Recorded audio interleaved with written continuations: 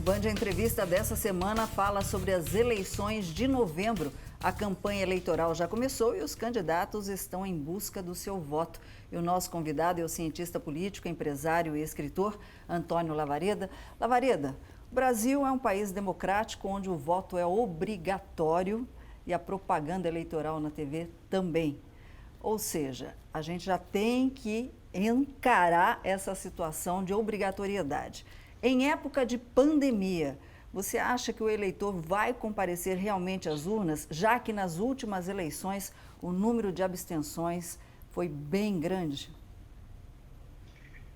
Você tem razão, Solange. Essa é uma questão preocupante. Preocupa a todos nós, analistas, que observamos com atenção esse cenário, e preocupa também, sobretudo, o Tribunal Superior Eleitoral, que está fazendo uma campanha que todos nós temos assistido, enfática, no sentido de assegurar às pessoas as condições, de que elas terão as condições, desfrutarão das condições de segurança necessárias para exercer a sua obrigação do voto. Ainda assim, teme-se que as abstenções cresçam bastante nesse ano, porque, de certa forma, essa obrigatoriedade, e que já se traduzia em pouca efetividade, uma vez que as multas sempre são muito baixas e deixavam muitas pessoas confortáveis para não votar, e agora, nesse ano, vai haver justificativas com maior facilidade também, comunicadas por telefone, comunicadas por WhatsApp. Ou seja, em termos práticos, o voto entre nós, a despeito de obrigatório, se tornou progressivamente facultativo. Parece um paradoxo, mas expressa a realidade. E o temor tem a ver com o fato de que você também tocou na questão, as abstenções já foram muito altas nas eleições municipais passadas.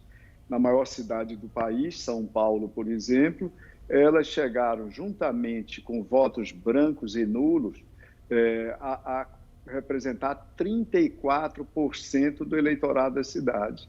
Mais de 3 milhões de paulistanos não expressaram a sua vontade, a sua decisão, o seu desejo, não é, nas urnas no ano 2016. Isso aumentando leva mais incerteza ao processo eleitoral, porque, obviamente, esses votos, esses não votos, essas abstenções, elas sempre prejudicam mais alguns candidatos do que outros. Ou seja, elas são assimétricas, elas não se distribuem igualmente por todos os quadrantes de preferências dos eleitores, né? Então, e, de outro lado, um número exacerbado, um número demasiado elevado de abstenções, como eu lembrei, que se somam naturalmente a votos em branco e nulos, um número muito elevado, de certa forma, deslustra o resultado das eleições. Ou seja, transmite à sociedade que aqueles eleitos, na verdade, foram eleitos, às vezes até em eleições de segundo turno, mas com uma parcela minoritária dos votos no que concerne ao total do eleitorado. É uma preocupação que nós devemos ter. Há exemplos positivos, por exemplo, chegado do nosso pequeno vizinho essa semana, o Uruguai. O Uruguai realizou eleições locais, o equivalente às nossas eleições municipais desse ano, e a taxa de comparecimento foi de 85%.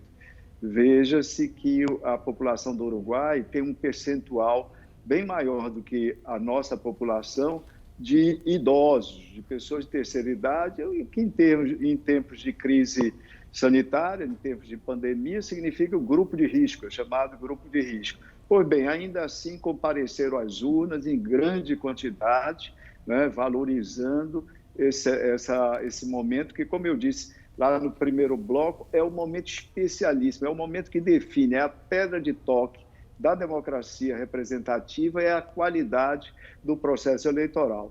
De toda sorte, eu devo acrescentar, até porque é necessário, que a pandemia tem sido enfrentada no Uruguai com maior eficácia, com maior eficiência do que no Brasil, infelizmente devemos reconhecer, e por isso a taxa de letalidade deles, o número de óbitos, é um dos mais baixos do mundo. E aí tem a questão do negacionismo e da politização da população, mas eu queria saber de você, Lavareda, em cima disso, a expectativa de uma grande abstenção, infelizmente, no Brasil, com esse grande número de candidatos. A gente tem recorde de candidatos, até pelas mudanças das regras dos partidos, de coligações para majoritário, para vereador.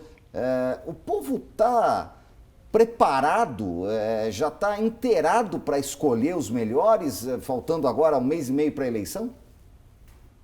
Olha, nós temos, você disse, um número recorde de candidatos.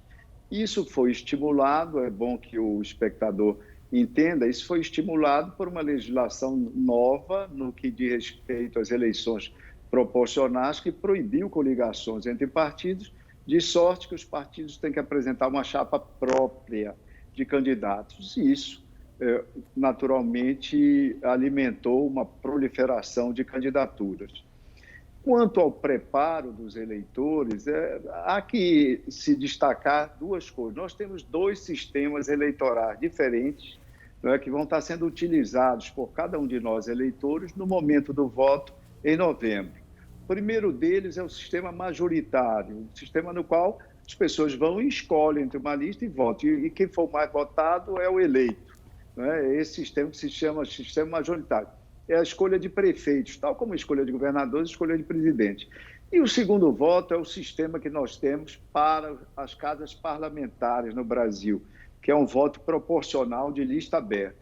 Esse voto proporcional de lista aberta, aqui para nós, é alguma coisa obsoleta. Nós já utilizamos há décadas e há muito tempo já é possível constatar seus efeitos maléficos sobre o sistema político. Por que efeitos maléficos? Porque esse tipo de voto ele fragmenta demais a representação. O Brasil é recordista em número de partidos nas casas parlamentares, seja nas câmaras municipais, nas assembleias ou na Câmara Federal, em termos mundiais, é recordista, absoluto. Em segundo lugar, porque ele desincentiva, desestimula a coesão partidária, porque os candidatos não competem pelo partido, não competem pela legenda, eles se elegem individualmente, pelo número de votos que têm individualmente. Então, isso faz de cada candidato praticamente o equivalente a uma empresa política própria. Cada candidato é um empresário político individual. Né? E isso, obviamente, fragmenta ainda mais a representação. Terceiro, e só para dar um exemplo, num estado como São Paulo, quando chega uma eleição de deputado estadual ou deputado federal, você tem mais de 1.000 candidatos. A pessoa tem que escolher um candidato entre mais de 1.000 ofertas, 1.200, 1.300 às vezes, e agora isso pode até aumentar nas próximas eleições. Imagine se você fosse a gôndola, a prateleira de um supermercado, escolher um creme dental e se deparasse com 1.200 marcas de creme dental na gôndola. Quem é que pode fazer uma escolha racional a respeito? Não faz. Não dá é muito comparar. raro se fazer, é absolutamente impossível. Esse sistema que nós temos proporcional de lista aberta no Brasil só existe mais 3 países de população bem menor do que a nossa, insignificantes como eleitorado em relação ao nosso, e com certeza é um dos principais obstáculos para a qualificação do nosso sistema político. Nós podíamos falar horas sobre os malefícios que ele tem trazido ao Brasil. Ok, então. Bom, continue com a gente. O Band Entrevista volta logo após o intervalo comercial. Não sai daí.